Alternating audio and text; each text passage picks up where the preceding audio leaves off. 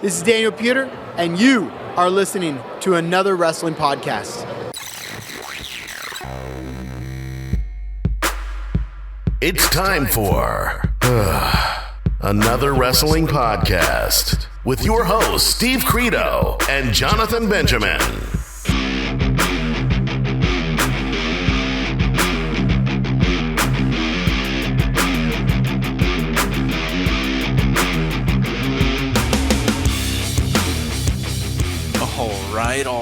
All right.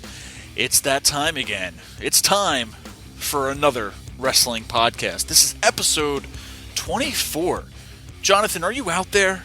Oh, I'm here. And I'm going to say, like right now, judging by who we have on the show today and just the quality of the program we've been putting out lately, that this is going to be the best show we've ever done. The best show, that's a big statement to say. It is, but I mean, I really believe it. So. All right. Well, the best show in the world today? Oh yes, absolutely. But we won't walk out on you. There you go. He said it, guys. That's Jonathan Benjamin. I'm Steve Credo. This is another wrestling podcast. Like we said, episode 24. We have none other than the greatest, craziest man living, walking the planet today.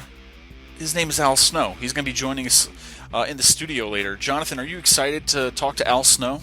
Yeah, I've got lots of questions for Al Snow. He was one of those guys that, whenever you see him now, you can kind of look through his career and see how many different, road bumps he had along the way. The path to success wasn't just straightforward for him, so he had many different incarnations of himself, and he became successful despite that. So I want to talk to him. I want to find out how he felt about some of those past gimmicks, if you will, and I think he'll be a great person to talk to. That's right, Jonathan. You bring up a great point. It's kind of like an evolution of superstars, an evolution of your character. Al Snow had many characters beforehand. Shinobi, Leif Cassidy. Who else, Jonathan? Avatar, that's right. I couldn't think of it, so I asked you. So. No, that's fine. But you see what we're getting with, guys. An evolution of superstars. I mean, you go to the show with this one character, you give it all you got, or what you can give to whatever you're given, and it either hits or misses, right, Jonathan? I mean, what's the old expression? You throw what on the wall and see if it sticks, kind of thing. Absolutely. So sometimes you have to throw a lot of stuff on the wall before it actually sticks, and it took quite a cycle for Al Snow, and we'll have to ask him about that. But Jonathan, let me ask you, and in case you guys forget who I'm talking to, I say his name every other time I can, so I try to get that out there. Maybe we'll get a new shirt for you on our Pro Wrestling Tees shop, Jonathan, where we'll just say Jonathan. Just so I'm with Jonathan, maybe, or yeah, that could be another shirt down the line. But guys, cheap plug: ProWrestlingTees.com/another wrestling podcast. Pick one up, support us, we support you, and we support the business that we love, pro wrestling.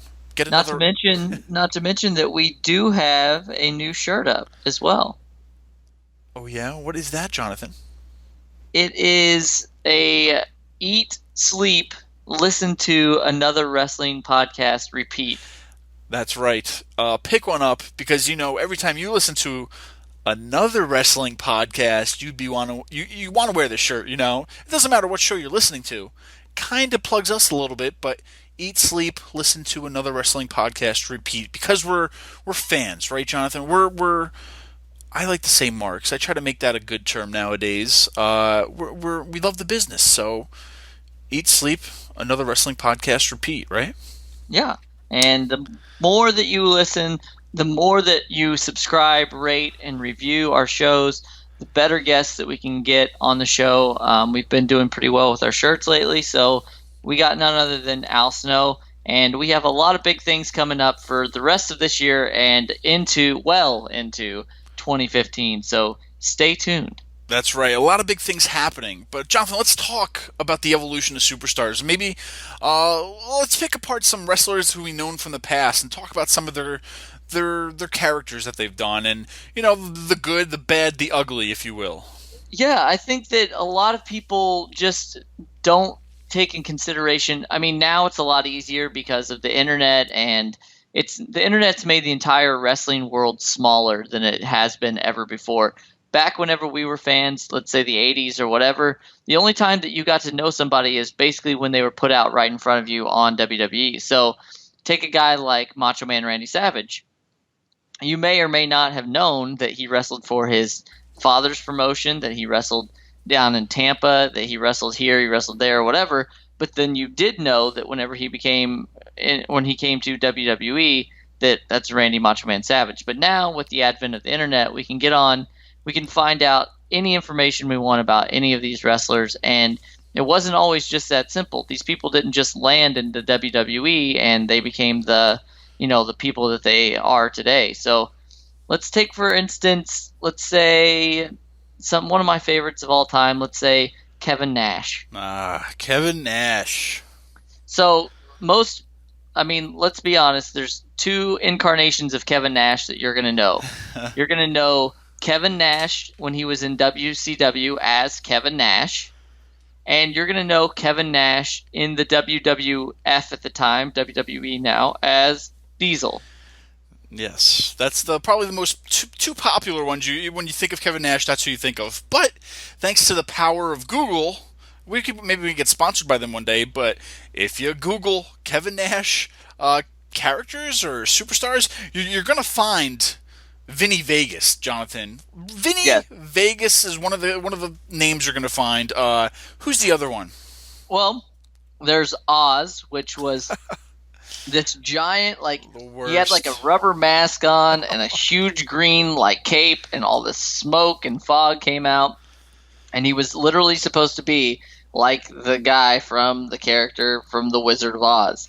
And you have Kevin Nash, who's this huge guy, and I mean, why would you ever put that on him? I know. Maybe we're gonna have to make a video about Colt Cabana does with with the creative, the worst promos and stuff. Maybe we have a thing about creative meetings like them, and where they think of new characters like this.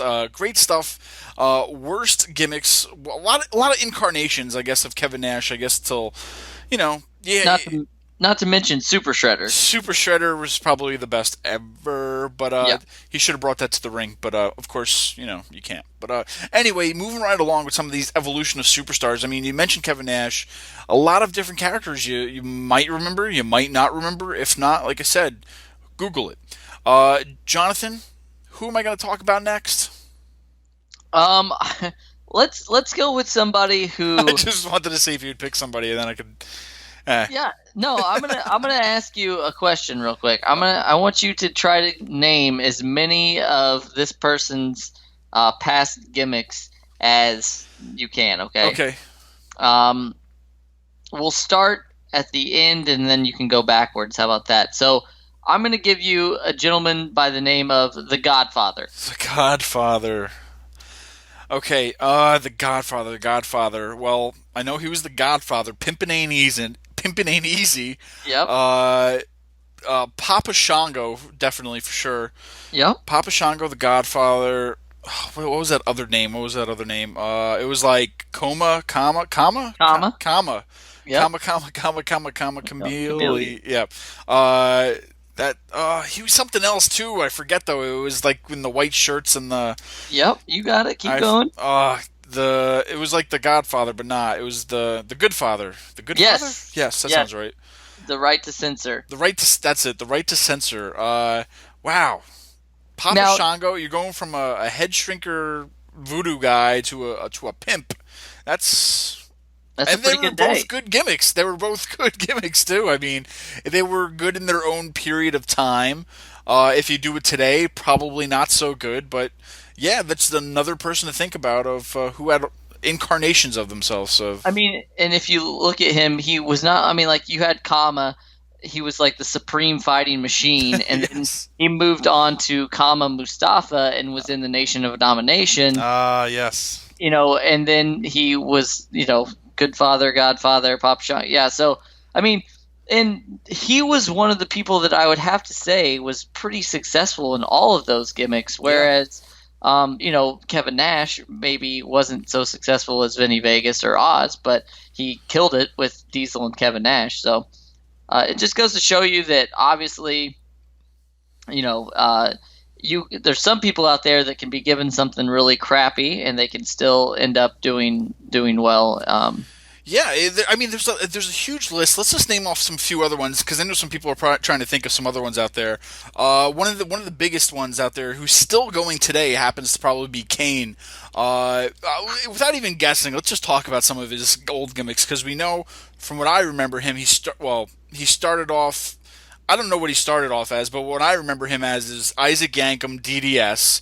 The villainous dentist with bad teeth, with horrible teeth, and that was something that was kind of good, but it didn't last as long. Maybe he's just a big guy, so it's hard to, I guess, maybe think of what you could give him. But also, when Kevin Nash left, they gave him the fake Diesel role, and he looked like a good Diesel, but his head didn't match the body, if you know what I mean. He didn't really fit it that well. What else was he, though, Jonathan? I know there's a lot of older ones. Yeah, I mean, in his career, I know of several that he was. He was Unabomb down in Smoky Mountain Wrestling with none other than Al Snow. I know that he was, like you mentioned, the fake Diesel. He was Doomsday. He was the Christmas Creature. Bruiser Mastino. Wow. Angus King. And, those are all of those are absolute character. And you know what? It's come full circle, really, because he's now Kane, and he's not only just Kane, but he's corporate Kane. So that's another incarnation. But he has taken the ball and ran with it, to be completely That's the thing, honest. because I feel like sometimes when you watch TV, they forget that they have a network now and that we could watch all this old stuff. They forget there's an internet. They forget that we can look these things up, to where it's like they want to play dumb and like, they're not going to remember him being so-and-so. Let's just put something else on him and it'll come out and such. To where that kind of backfires sometimes, right, Jonathan? Let's go back not too long ago with Albert. He was Prince Albert, A-Train, and Lord Tensai. When they brought him in as Lord Tensai, you had all the fans chanting what, Jonathan? Were they chanting? They were chanting. Albert. They were just. That's it. And that's, they knew it.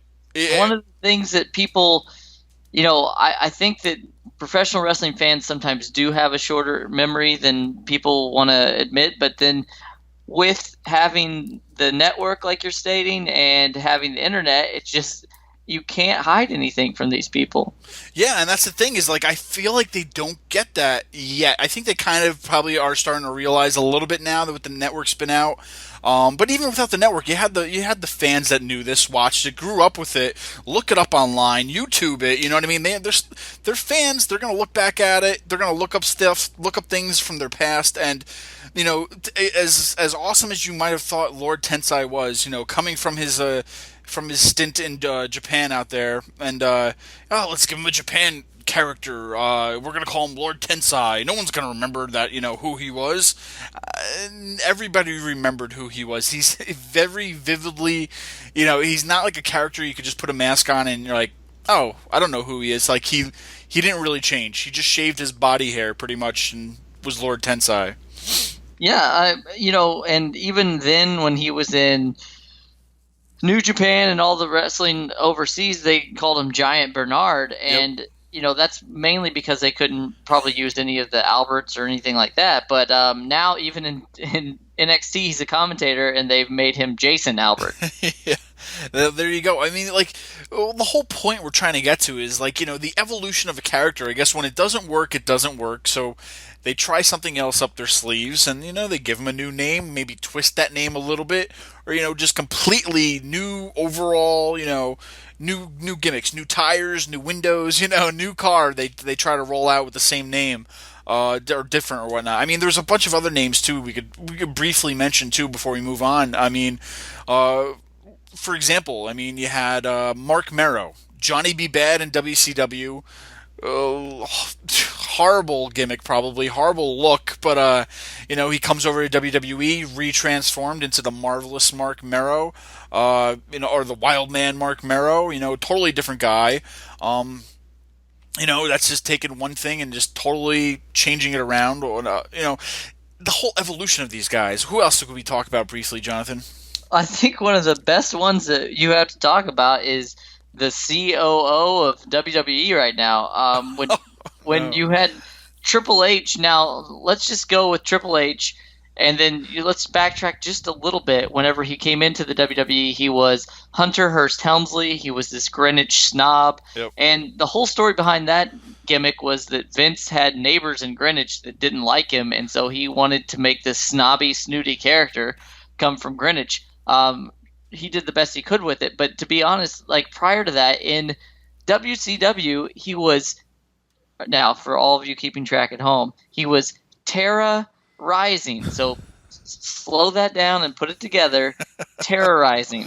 That is the most ridiculous thing. I mean, it sounds like a dinosaur. It really sounds like he should have been like a dinosaur. Yeah, John, we could talk about this forever. I mean, but I think, like I said, once again, our whole point of this, because we're going to be talking to Al Snow, he had an evolution of characters. We said Avatar, Leaf Cassidy, before he actually found that niche in Al Snow in ECW. We'll find out more about it from him in a little bit, but that's the whole thing. If you guys are listening to us right now, let us know who you thought maybe some guys who just had horrible characters. Let us know who they were, who you remember out there. You can tweet us at A Wrestling Pod. That's A Wrestling POD. How to shorten it to fit it on Twitter.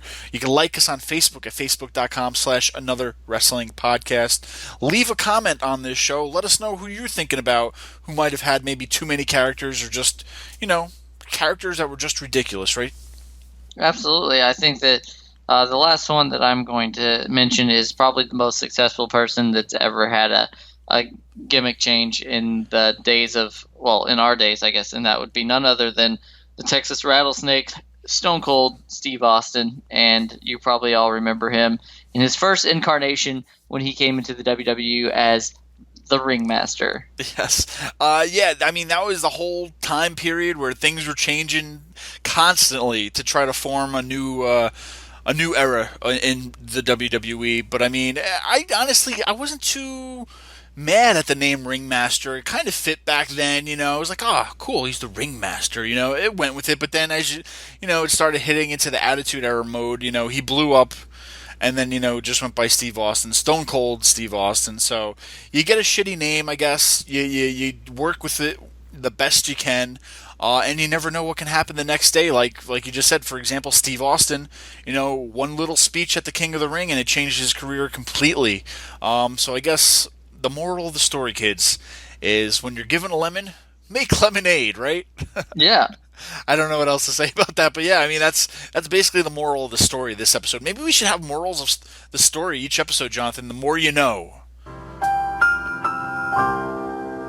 I think that would work out well. Well, that's it for that. We're going to ask Al Snow, though. We're going to dive into the many characters of Al Snow. What are his thoughts on it as he makes his way into the AWP studio right now?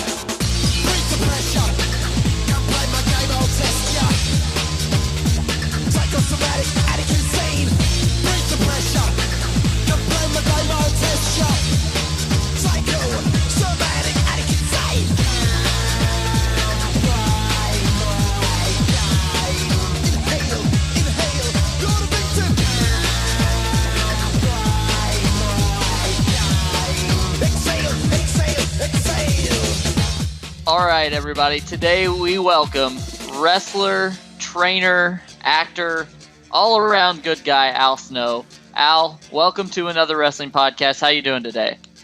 I'm doing great. You also forgot Magician to the Blind. Well, obviously, yeah. I can't believe I left that out. They love card tricks. I just got to say ta-da after every trick or they don't know anything happened. Well, how do you do it? I never know. This interview is already going better than I thought it would, so that's a plus. Yeah. I also read books to the deaf kids at the library on Sundays. I think we could pretty much end it right there. That's great. I'll try to get back. Simple. And he's a philanthropist too. So I am a philanderer too. So we're just gonna get right into it. Sure. You've wrestled for most of, if not every major wrestling promotion during your career. A little known fact may be that you spent some time in Smoky Mountain Wrestling. What do you remember most about your time when you were in Smoky Mountain Wrestling?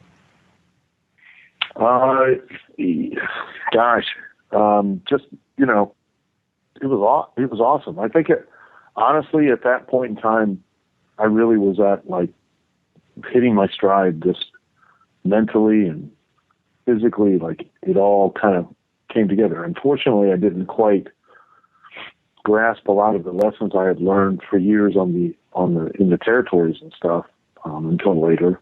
I wish I had. I would have been able to make better use of that time there. But really, things were really clicking for me at that point. And speaking of Smoky Mountain Wrestling, you teamed with Unabomb, for everybody listening, that's Kane out there today, to make up the dynamic duo and even won the Smoky Mountain Wrestling tag titles. Since you were mostly known throughout your career as a singles wrestler, how did you like tag teaming back then? I loved it. And actually, I did a lot of tag team wrestling, even, as far back as when I first broke in 82. It seemed like I did more of that, I think, over the last nearly 33 years. I've done more of the tag team stuff, it seems like, than I have just singles things.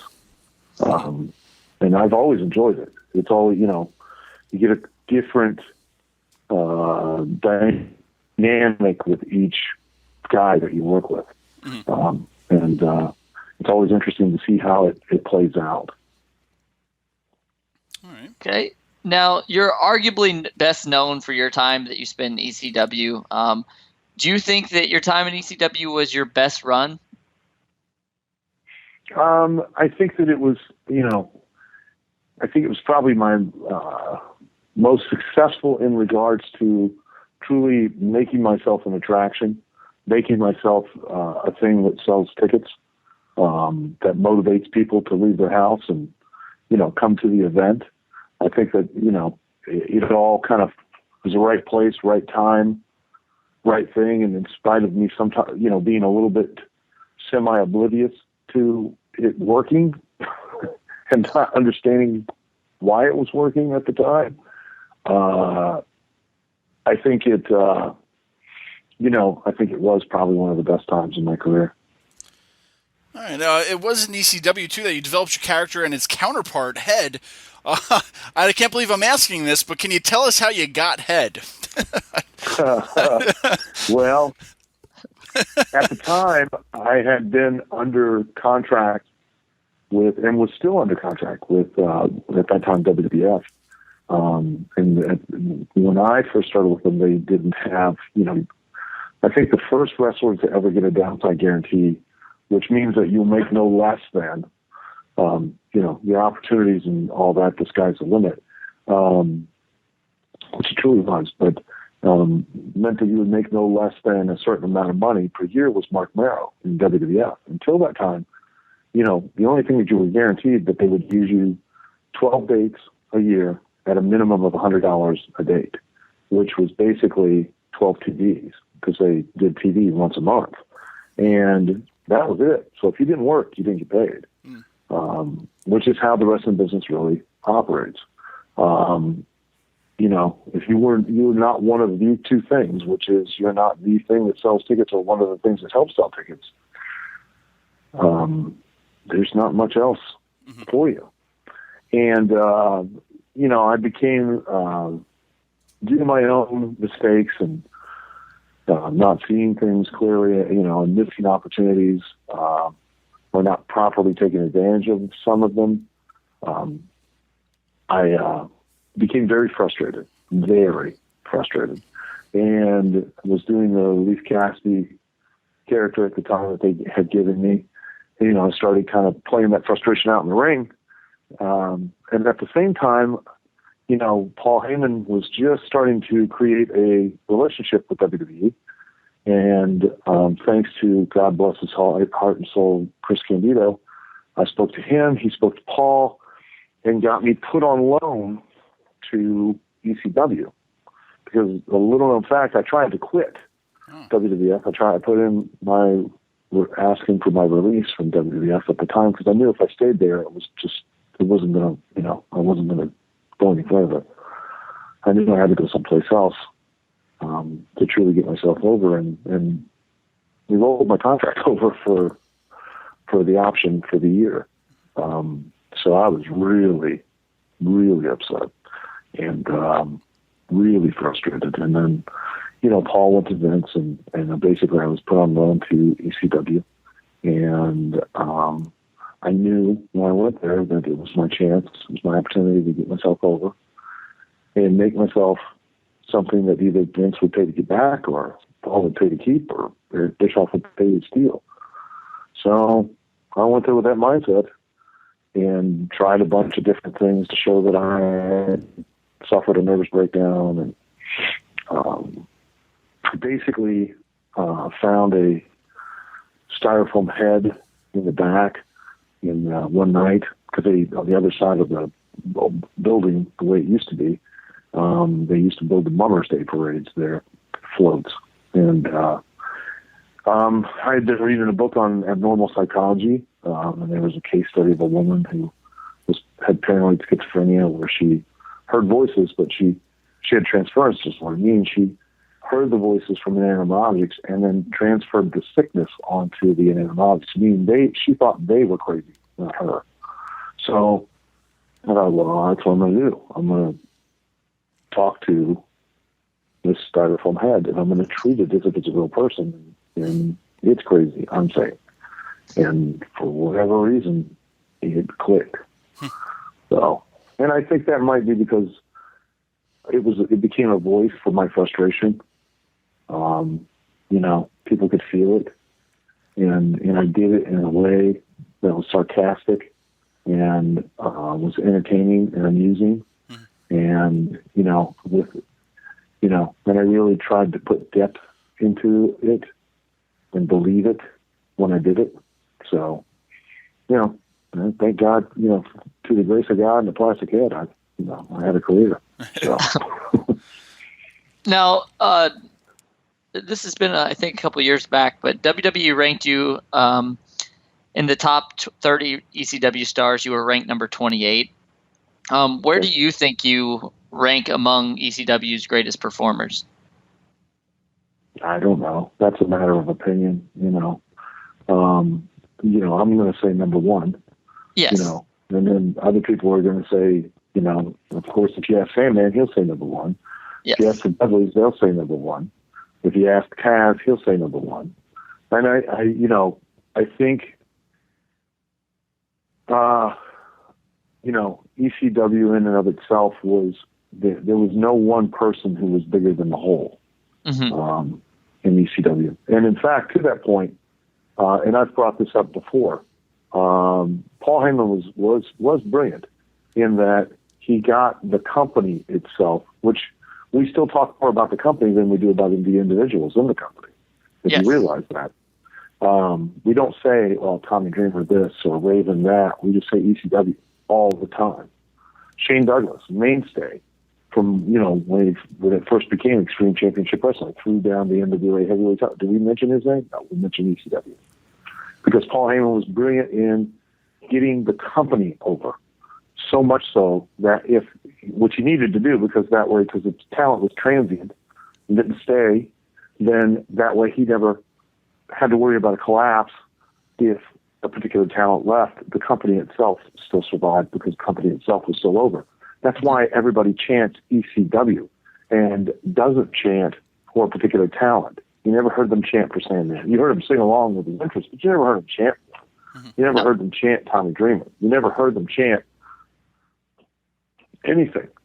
Well, they did chant Head, but that's because I made it a point to get the Head over, and the company itself was so over You know, and I tell guys all the time, you know, look, you go to WWF or a WWE event, you ever hear them chant for WWE? They don't, because Vince makes sure the talent are over, because he can afford to do so, because the WWE itself is an iconic brand. So he puts all the focus on the talent. Paul Heyman was smart. He put all the focus on the company itself so that it could survive departures, because the company itself was what was truly over. So number one performer in ECW, I would have to say would be ECW. There you go. Itself. All right. Now, you were given several different gimmicks during your career in WWE, other than, you know, Al Snow. Which was your favorite gimmick? And out of all the other guys, was there one that was just your least favorite that you hated doing? You know, I had Avatar and I had Leif Cassidy. There were proposals of other, you know, I got to use a gimmick that I had done, and I got to do it a handful of times, called Shinobi. And then, you know, there was a proposal at one point for me to be the world's greatest Mexican wrestler, you know, with a bilingual Puerto Rican midget as my manager. That was on the table.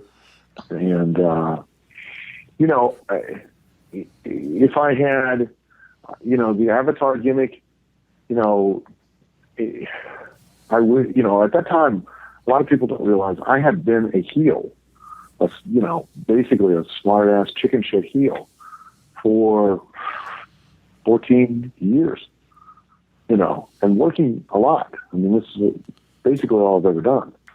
So I was working as a heel and had just come off the run in Smoky Mountain as a heel. And now I'm going to go out there and, you know, just so you know, when I had spoken to Vince and I had the conversation about the gimmick, all the stuff you see as far as the vignettes and everything that were done for Glacier, that was kind of what was laid out to me that was going to be done for this Avatar gimmick, because I was coming out with something, a totally different idea, where I was going to come out as myself, put the mask on, wrestle, and then take the mask off and, whoa, I'm still myself. You know, so it wasn't being used to conceal my identity. So there had to be some kind of explanation, and then the next thing I know, and, you know, it was my opportunity. It was my chance to make the most of it, and I didn't, obviously. But I was put live on Raw with a mask that didn't quite fit, that I couldn't quite see out of, in a ring that, you know, I'm going to be doing a lot of stuff off the top rope, because at the time I was doing a lot of springboard stuff, but in ropes that literally were never tightened up and were stretched out because the guys were so big. You know, so I have one lackluster appearance on Raw, and then we got a couple house show matches shortly after that, and then just sat around, you know, with that gimmick, because they didn't know what to do with it themselves, you know, and I didn't, and they never gave me any direction with the character, and really that's my responsibility to try and create the character myself, but it's kind of hard to figure out. Sure. Hey, I'm going to carry a mask out, put it on. Then, you know, and I think the ideal, when speaking to Vince at the time, you know, Power Rangers were very popular, Mortal Kombat was very popular. I think he wanted to capture that to some degree in the ring, but that's the vision of that and the reality of it are two different things, because the vision is of a TV show that's been edited together in quick clips and usually it's a group of people fighting, where in wrestling it's, you know, completely different. And, you know, maybe I could have, now I know, looking back, I could have made it possibly work. But then at that time, and, you know, not having proper focus, I didn't. Now, something that I've always wanted to know about, and you hear about it every now and then, it'll come up whenever they talk about Stone Cold and how he got a list of names like Chili McFreeze and Dagger McFrost and all that stuff. Upon them telling you that you were going to be Avatar, did you get to see any of like the concept, like the drawings, or have any input on that, or were you just kind of told, here you go? I had some input, and you know, outfit wise, and you know, I even tried to find a better name than Avatar, you know, but I couldn't come up with something better. So, kind of, that was what it was.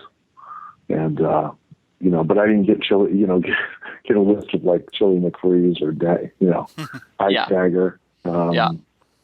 I didn't get any of those. No, I just got Avatar. That was it. But I did get, the design people gave me like 4 different outfits to pick from, styles, and I picked the one that we saw. Okay. Now, I have to ask this, and I'm sure it's one of your most asked questions, but you've been involved in many different types of matches over the years. What would you say, or would you say that your Kennel from Hell match at Unforgiven 1999 is the strangest you've ever competed in? Undoubtedly, it's the strangest and probably the most aggravating. Yes. The most aggravating from the sense that I'm always held responsible for the damn thing, which I should be.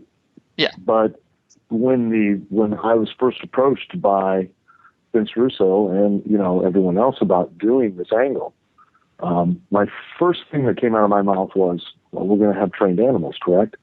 Well, of course we are. We're going to have trained animals. Well, anybody in entertainment will tell you that you don't work with 2 things. You don't work with children. You don't work with animals. Doesn't matter what it is, but especially in wrestling, for Christ's sake. So first thing out of my mouth, we're going to have trained animals. Yes, we're going to have trained animals. Okay, I get Pepper. Pepper was a Chihuahua, wasn't trained, was literally found by them calling a veterinarian clinic and getting an owner and bringing me a Chihuahua. Okay? Oh, man. So now I begin again.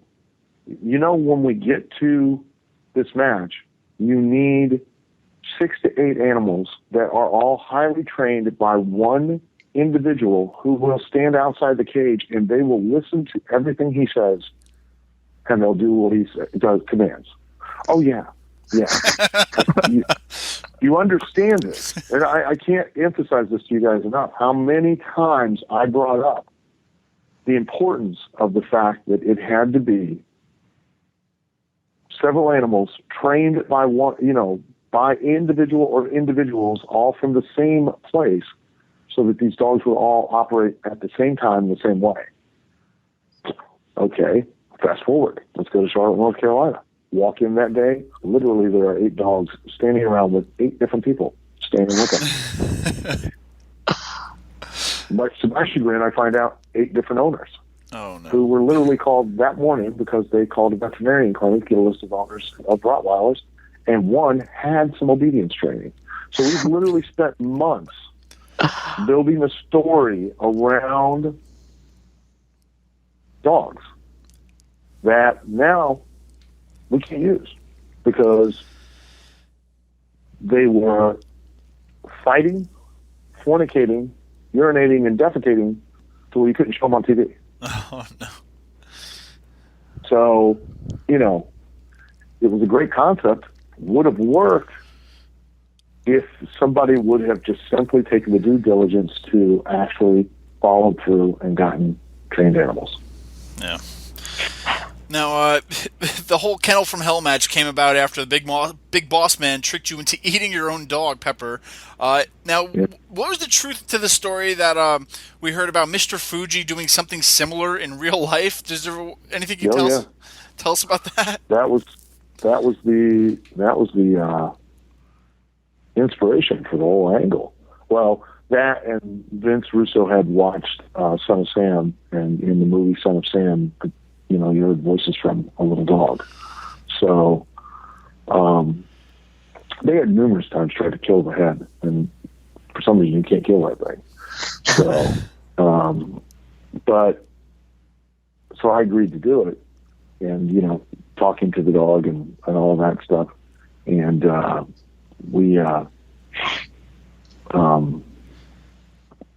the inspiration for the angle was Mr. Fuji. Because he had a neighbor who had a dog that barked all the time, and Fuji hated the dog. And from all accounts, Fuji was a very cool ribber. Like, he would rib people, but in a very malicious way. And he literally killed the dog, ground it up, invited the neighbor over as a to console him, and gave him dinner and fed him his own dog. Oh, my gosh. Yeah. Wow. I don't even know how you go forward with that, but we're gonna try. Yeah, that was a doozy. Yeah. So we've seen some interviews and stuff that talks about specifically about the Job Squad. It was one of my favorite things. I don't know if I got kind of what was going on before I knew what was happening, but a lot of people think that was kind of a dig at your status in the world of professional wrestling, that you guys were Not at all. quote unquote Not jobbers. But it's safe Not to at say all. that it's the opposite, right? It had nothing to do with that. It was because a lot of people think they know the terms and understand the terms. Even guys in the business don't even know what a jobber is, and we haven't had them for probably 20 years more. A jobber, when you're on TV and you go to the live events, as we call them now, it used to be we just go to house shows or spot shows. When you were in the territory and you were able to you were booked on the actual event, TV, whether you won or lost, was an opportunity. It was a commercial. It was a chance for you to sell yourself and be one of the two things, whether you to be the thing that sells tickets or one of the things that helps sell tickets. So when you are a professional wrestler, it's never looked at as a job. It's always looked at as a business partnership. And guys would be brought in to TV, and they were brought in specifically just for TV, meaning they didn't do the events. They didn't make any additional money from whatever the attendance was at those events. So it was just a job for them. They were paid for a task, which was to put over or elevate the talent that would be going to the events. Does that make sense? Yeah, Hence absolutely. the term jobber. Yes. That disappeared ages ago. So the Job Squad was a joke I had made in catering one day to Jim Cornette, because at the time they had an angle where everybody had a gang. The Los Boricuas, not to mention the guys, because we were all idiots, were starting to make gangs in the locker room, like real gangs, like truth and science stuff. It was retarded. So, and a couple of these people really believed that when they won, they kind of won. Like they really thought they won, and they I was always brought in with the attitude of the belief that if I let you win, that's doing you a favor. I'm doing the favor, and I'm doing it because we're all going to make more money, because we figure you're going to be the thing that's going to draw. And you can't be the main event without the opening match. And the opening match can't be the opening match without the main event. And you can't win without somebody being willing to lose. So there were people who thought they were entitled to win, or that they were actually winning. And I was like, this is ridiculous. It's absurd. So I said, well, I told Cornette, I'm going to start my own gang. And he's like, what are you talking about? I said, I'm going to start my gang, and it's going to be the most powerful gang in all of wrestling. What do you mean? Chris Candido, Barry Horowitz, myself, Kyle Pritchard. I started listing all the guys off that, pretty much, on a regular basis would get beat. Not all the time, but, I said, I'm calling them the Job Squad. Because I was thinking of paper towels, you know what I mean? I said, you have to wipe them out with us. And he goes, how are you going to be the most powerful people in business? I said, very simple, Jim. I said, Undertaker goes out and tombstones Barry Horowitz. Barry stands up, dusts his hair off, and walks out. Who had the power in the match? Because you got to remember, you aren't really beating me. So you don't really win. So I don't really lose.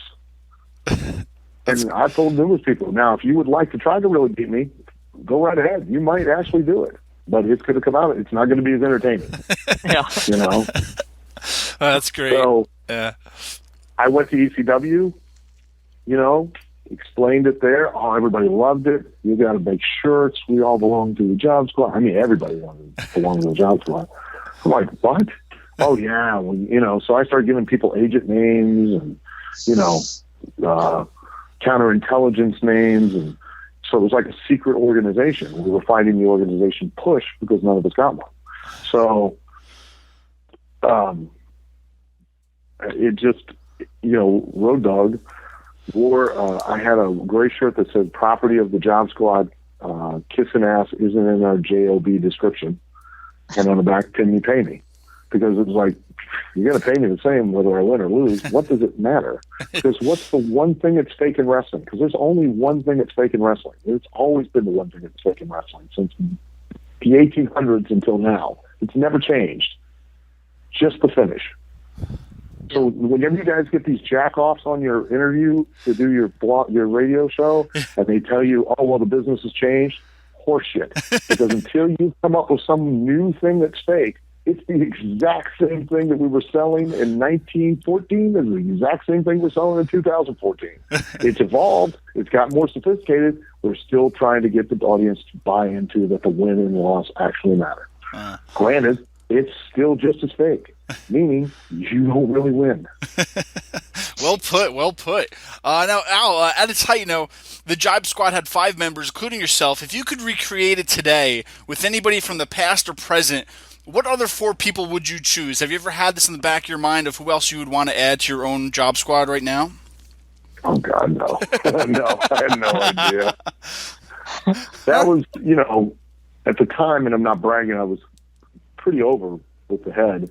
And I think that was a way that Russo tried to put those other guys with me to kind of use that, Sure. I don't know.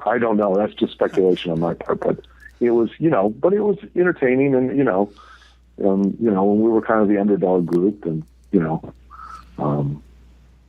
was fun, All right. Okay.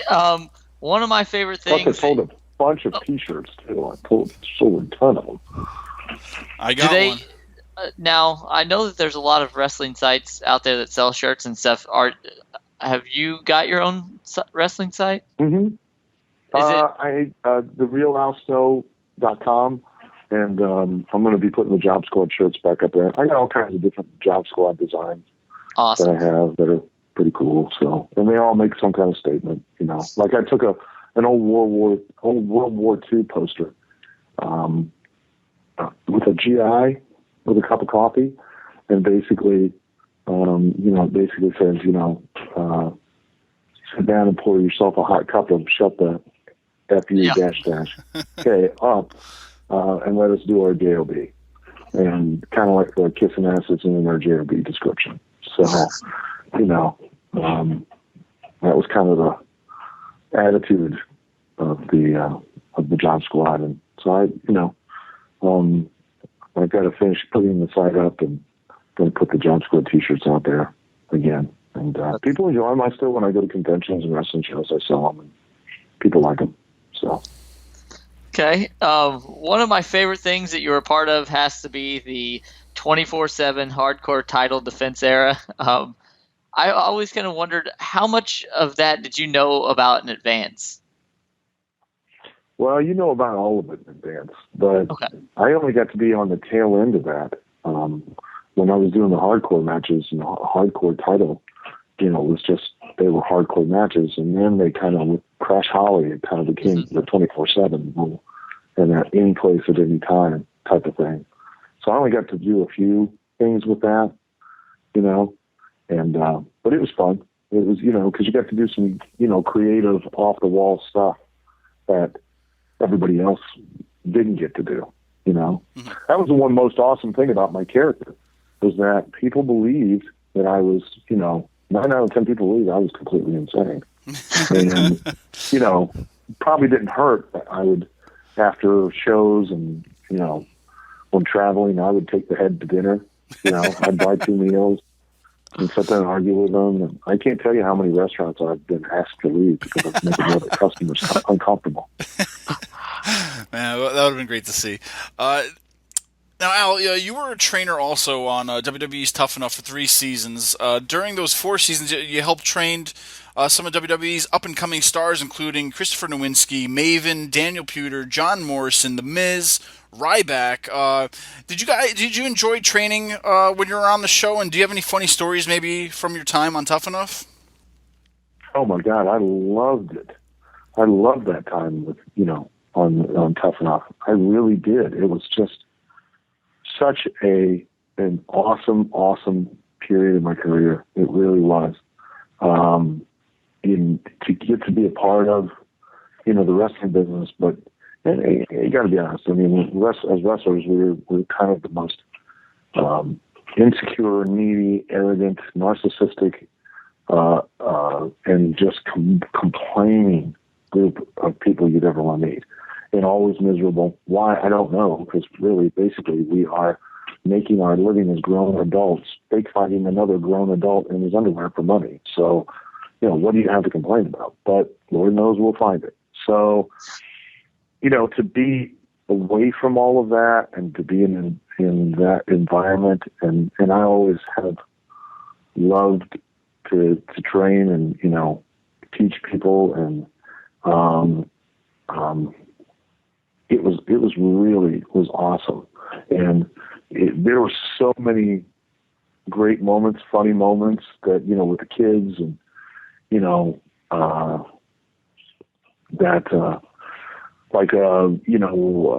one of the guys, Jonah, he was a bit of a class clown and all that, and I convinced the kids to basically put X-Lax in he had like a protein drink, and then and then hide all the toilet paper on him, and he had the shits for the rest of the day, just we raided Bill DeMott and I raided the house one night.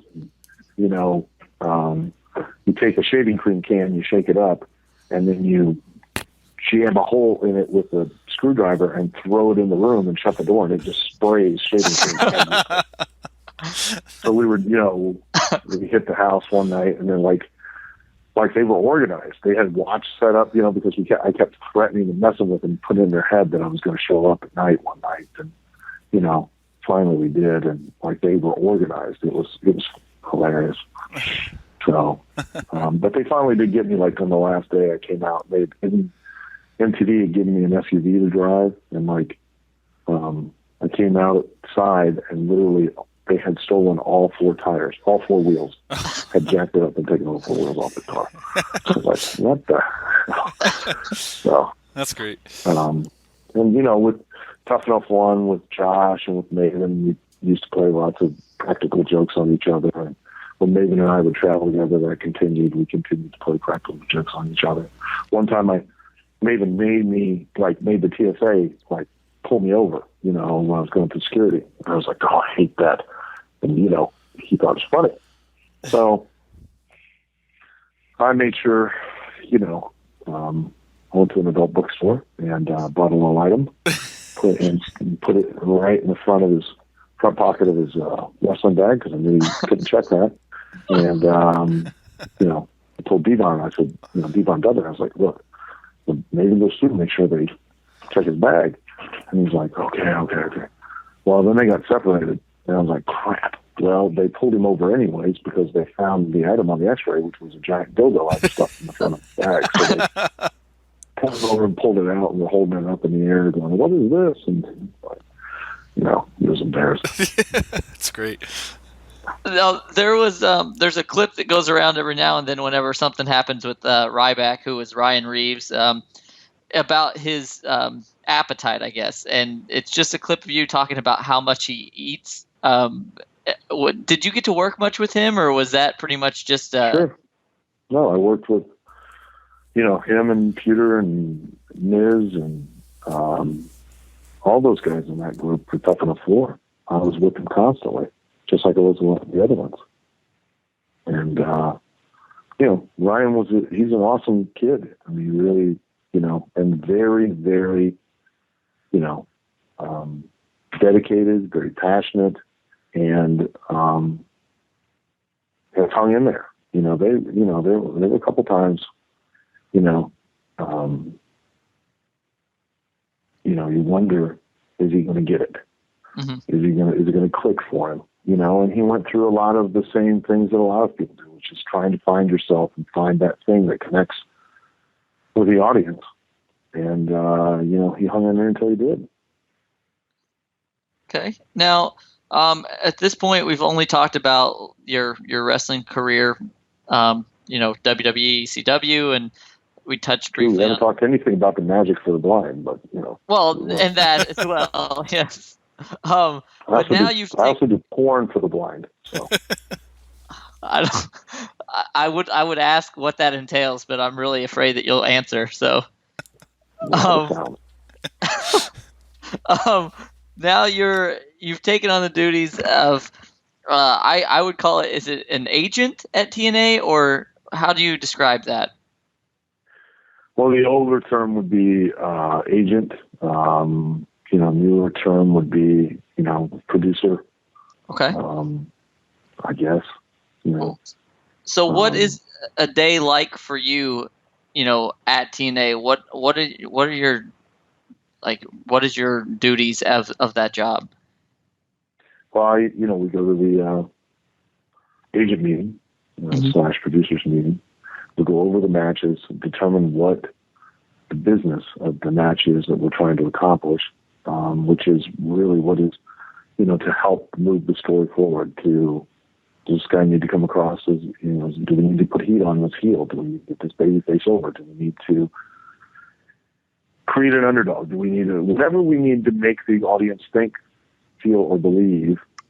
We discuss how is the best way to go about that, and then it's now up to me to impart that to the talent and get them on the same page, and then also help them, and maybe a little too much, but help them put the match together in a way that then does that. Mm-hmm. And that's what I do. Okay, now what are your thoughts on TNA currently? I enjoy working. I enjoy being there, and I enjoy being a part of it. And I enjoy being an agent. I love all the guys. It's a great atmosphere. Terrific. Those guys really work hard. I have nothing but respect for every single person. It's amazing. I've always said this since I first got there. It's amazing to me what they produce in comparison to WWE in regards to they do it with probably only a third or less than that of the people and the resources than WWE. Yeah. And I mean, everybody in the ring, backstage, everybody works their ass off. It's, so that's it. I know that's probably not what everybody would want to hear.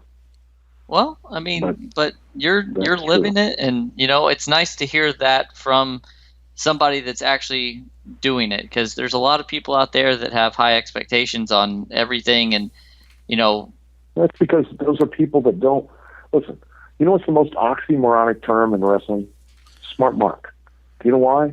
Because it's not possible to be even for that to exist. You can't be smart to the work and be a mark for it at the same time. Yeah. You know who came up with the term smart mark? Smart marks. You know why? Because they didn't want to be known as just fans anymore. They wanted to feel like, because they have some information or knowledge, that they are now part of a business that they've never actually been a part of. Okay?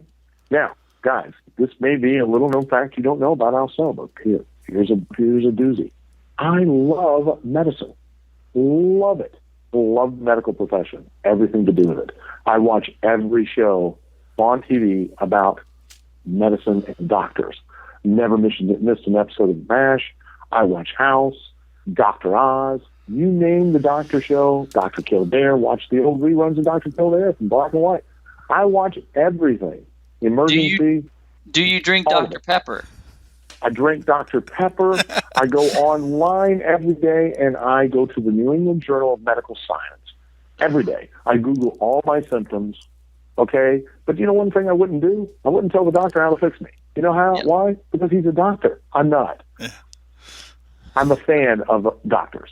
Yes. I have never been a doctor and therefore have no experience. And since I have no experience, I don't really have any true knowledge of how being a doctor works. And the same goes for all those wonderful smart marks out there. You have no idea until you've been in the ring and had to do what you've had to do in order to generate more attendance so that you can get a better income, so you can feed your family at a much greater rate, until you've actually done it. And until you've actually done it, shut up. You're entitled to your opinion. I love your opinion. That means that you're watching. But it doesn't mean I have to do what you say, because I don't care. As long as you pay to see me, I don't care what you think. In fact, if you don't like it, great. Tell me you don't like it. And, I'll try to do better. Doesn't mean I'm going to do what you told me to do. It just means I'm going to try to do better. I'm not going to do it the way you told me to do it, because I'm trying to do something totally different than what you think I'm trying to do. So I'm the doctor. after this has all been said, I think what we're getting from you is that you feel that TNA's best days are still ahead of them. Well, of course, we compare TNA to WWE. All the smart marks compare WWE to TNA and TNA to WWE. Well, that's asinine. WWE has literally been in existence for decades. Decades it's been in existence. Vince McMahon at the helm for how many decades himself? Since the 80s. His father for how many decades? His grandfather before that, when it was known as Capital Sports out of Washington, D.C. How TNA's been in existence for what? 11, 12, I don't know. Years? You're going to compare the two? Not to mention, if you noticed, I said I can't believe what they produce, and that was even if I'm not involved there, with even less than a third of the resources and staff and people to do it with. Hey, you're going to compare them. Okay, so let's compare Ford Motor Company to your Uncle Bob's, garage. His car repair shop. He runs out of his garage on weekends. Yep. Why don't we do that? Let's compare Walmart to your local mom and pop hardware store, or local mom and pop 5 and 9, or Lowe's to your local mom and pop hardware store. But let's compare the two, and let's see how that works. You definitely said it, Al. I hope you put some of these smart marks, and you put them in their place now. So hopefully, they actually. They'll just get upset. I know. Complain about it. And they'll say, "What's he know?" Well, you're right. What do I know? You may know. You probably know more than I do, because Lord knows I've had enough head trauma that I can't even remember my own name sometimes. I know, Al, as your wrestling career starts to wind down a little bit and you're focusing more on finding tomorrow's superstars, what does the future hold for Al Snow? Well, I've been doing a lot of acting lately, and been very fortunate to, get involved with that and enjoy it a lot. And, it's a natural extension of what I feel like I've been doing to a certain degree in wrestling. And it's a new challenge and a new passion. Not as fortunate to get some of those, really big eye-catching roles that a lot, like Batista and a couple other people have, which is awesome for them. But, I get to do it and do it quite often, and I really enjoy it too. I've just been working on a feature film called The Body Sculptor in Nashville for probably the last couple months, I believe. And, been really with Tiny Lister and Terry Kaiser. He was the lead in Weekend at Bernie's and several other, quite a few other films. He's got a lot of experience. And been, not quite done filming that. And I love it. I mean, I've really been enjoying it. All right. Now, what's the process for you when you choose your roles? Like, do you get scripts and then you get to decide, or you look up things and then you kind of pick what one you want to do, or how does that work? Really, I don't mind playing anything, role wise. I have a tendency to get, the gorilla role, the bad guy, or, the heater. But I've gotten some other ones, that have, been a little, like a father role, and, not just, kill, or scream and yell or beat this person up. I've gotten some varied roles. I played in a romantic comedy. I got to play like a, kind of a redneck jerk who owned a liquor store, and in a movie called Penny Dreadful, picture show, in a like 70s a reverse Texas Chainsaw Massacre type movie. I got to play, where the family was a bunch of hillbillies and all that, and it was, looked like, we were going to be the killers, and it turned out that the teenagers that we picked up and, were going to help out turned out to be the killers. And, I got to play like a, hillbilly and, kind of a simpleton. So I've gotten to play quite a few different roles, and and it's been fun. Sure. and a lot, pretty varied.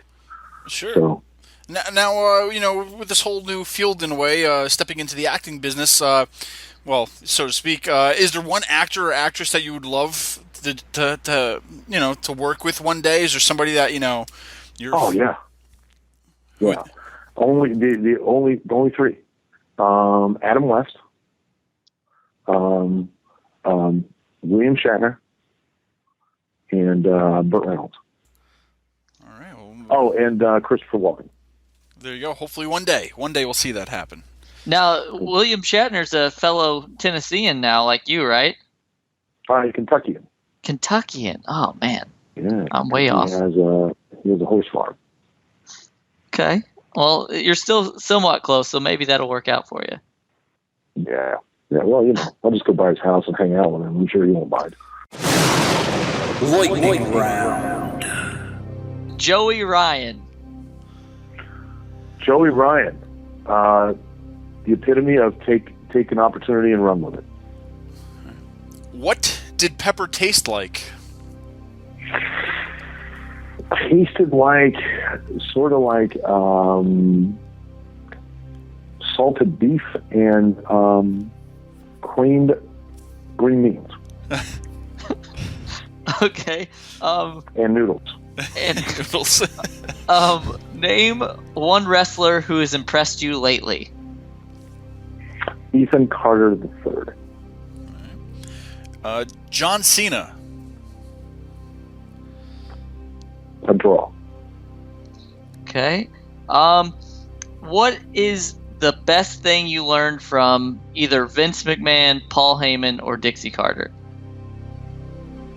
The best thing I've learned in wrestling is how to take shit and make shinola. Who has been your favorite opponent through your wrestling career? Myself. I love me. I can't wait to get back to the hotel room and wrestle myself. Okay. And I'll do the job too. What would you say your greatest contribution to the world of professional wrestling is? The talent that I've trained. Mick Foley is constantly poking fun at you and your career. Now the tables have turned. Is there anything funny or embarrassing that you want to tell us about Mick? Well, there's not too much I can say that, that would be more embarrassing than just looking at him. As far as, his preoccupation, which borders on almost sexual obsession with me, I can only say that if it had not been for me, his book would be much like his penis, a short story. And, I got to tell you, I mean, he used to go around and tell everybody, how he wanted to be a stand-up comedian. We all laughed and laughed and laughed. And, he became a stand-up comedian, and now nobody's laughing. So. This is a little more serious, but professional wrestling is widely known for being a kind of a cutthroat business. What have the keys to not letting the wrestling business chew you up and spit you out been for you? Don't let it be who you are. Let it be what you do. That's good. And lastly, what does everybody want? and want, need, and love head. Lightning round. Thanks for joining us. Can you tell the fans out there where they could follow you or find you on, the social media universe? Sure. You can find me on Facebook and follow me on there. And you can find me on Twitter at The Real Al Snow. I know. Yes, there were some fake ones. And I did inform them, if you're going to imitate or fake being a celebrity, aim higher. But they didn't. So I had to just, tell them that I was The Real Al Snow on my name. And then on Instagram, I'm The Real Al Snow, too. Lots of interesting pictures. But most of the time on Twitter, I try not to be boring. I just put up, goofy jokes and things like that. Sometimes it offends people. Well, I haven't been quite as offensive lately. I've been trying to tone that down. So. Now, where can people follow? Where can people follow you in real life? Like, is there a place you're going to be where they can just follow you around for a while, or? Pick any Walmart, I'll show up eventually. Those people are amazing. Let me ask something. If Walmart makes your life better, how horrible was it for these people before they started shopping? I mean, seriously. I mean, these people are rough, I'll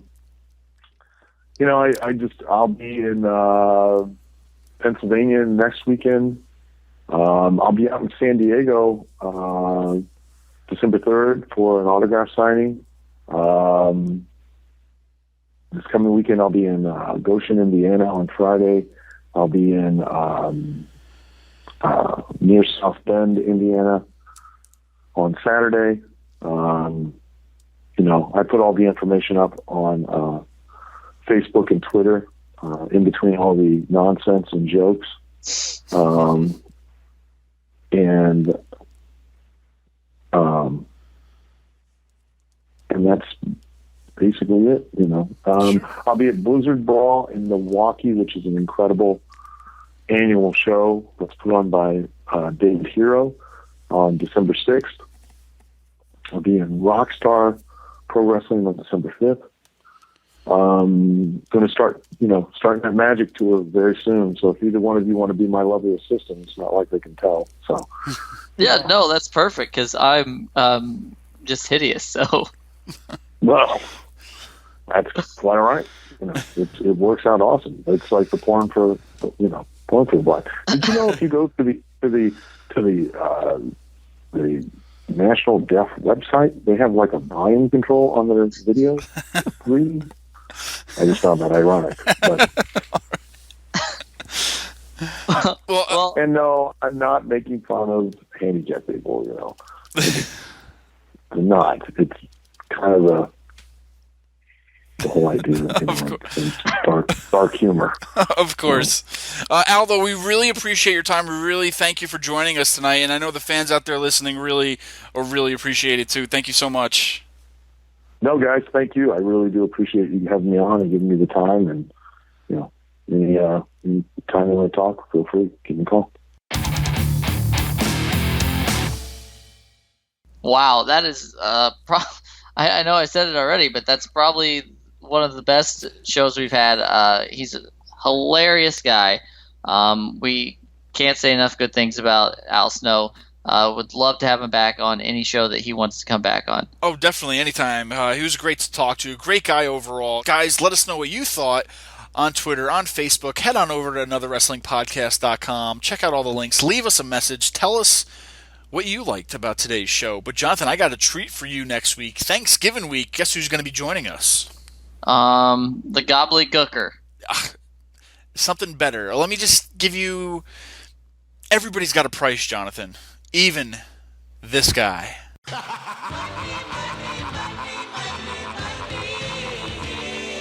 Yep. That's right, Jonathan. You know that laugh. That's the $1 Million Man, Ted DiBiase. He will be joining us next week, Thanksgiving week, on an all-new Another Wrestling podcast. So stay tuned, guys. There's more to be listened out there. I'm not going to even use that. That's right, Jonathan. The $1 Million Man will be joining us next week. We want to thank you for listening today. We are an independent podcast. Every week we create something for you to listen to, and it's absolutely free. We are a wrestling podcast for wrestling fans because, after all, we are wrestling fans. If you enjoyed the show today, here are some ways you can help us out. First off, you can subscribe to our show on iTunes. While you're there, rate us and give us a good review. Why not? If you're looking for more AWP, then head on over to anotherwrestlingpodcast.com to find out more about upcoming guests and where we will be. Be sure to like us on Facebook, follow us on Twitter and Instagram, and buy an official AWP shirt from ProWrestlingTees.com/anotherwrestlingpodcast. We couldn't do the show without you. So tune in next week for Another Wrestling Podcast.